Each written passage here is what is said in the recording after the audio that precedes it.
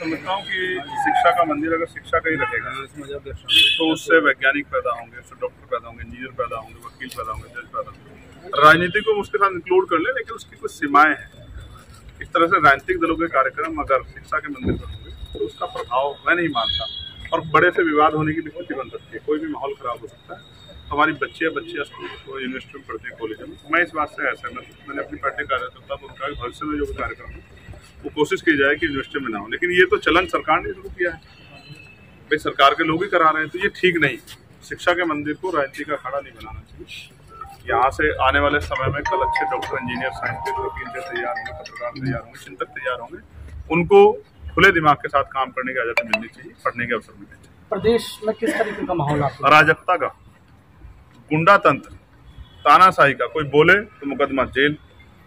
कहीं घटना हो जाए, सलावा उसका उदाहरण है। और मेरठ में गुर्जर समाज के लोगों को जिस तरह का अपमान सहना पड़ा, ये आपने और हमने सबने देखा कि जिस तरह से निर्दोष लोगों को पहले 151 में बंद किया गया और फिर एक दिन बाद झूठा मुकदमा लगा के जेल में बंद किया गया, और जेल में जिस तरह से उनके साथ प्रताड़ना की गई, पुलिस ने जिस तरह का व्यवहार किया, किसी छिपा हुआ नहीं। तो कानून व्यवस्था तो ताक पाई। यहाँ तो रायबरेली में देखिए आप, हरिओम को किस तरह पीटा गया, और पीटने वाले कह रहे हैं कि बाबा के लोग हैं। तो क्या सरकार के लोगों को खुली छीट मिल गई कि वो लोगों को मार दे जान से?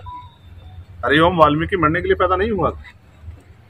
चीफ जस्टिस ऑफ इंडिया पे जूता फेंका जा रहा है, एक एडीजी लेवल का अधिकारी सुसाइड कर ले रहा है। प्रदेश में अराजकता का माहौल नहीं तो क्या है? कोई अखबार उठा के देखो जहां अन्याय ना हो रहा। आजाद समाज पार्टी का कुनबा बढ़ता जा रहा है, भीड़ भी देखने को मिल रही है खासा। मीडिया में तो खुशी का माहौल होना चाहिए। कंपटीशन बढ़ेगा तो बहुत सारी चीजें जो है जनता के सामने आएंगी, बहुत सारे विषय उठेंगे। अब तो बहुत सारे ऐसे विषय हैं जो नहीं उठ पाते हैं, लेकिन आजाद समाज पार्टी की खाटी राजनीति जो है ग्रामीण क्षेत्रों की, वो बहुत सारे ऐसे नए मुद्दों को जन्म देगी जिस पर सरकार सोचे। जैसे मैं आपके सामने रखना चाहता हूँ, आज आप किसी गांव में चले जाओ, सड़कें टूटी पड़ी, कोई पूछने वाला नहीं। गांव के छतों से 11,000, 1,31,000 की लाइन जा रही है, कई दुर्घटनाएं घटती, कोई पूछने वाला नहीं। किसान डीएपी के लिए, खाद के लिए परेशान है, यूरिया के लिए लाइनें लग रही, कोई पूछने वाला नहीं।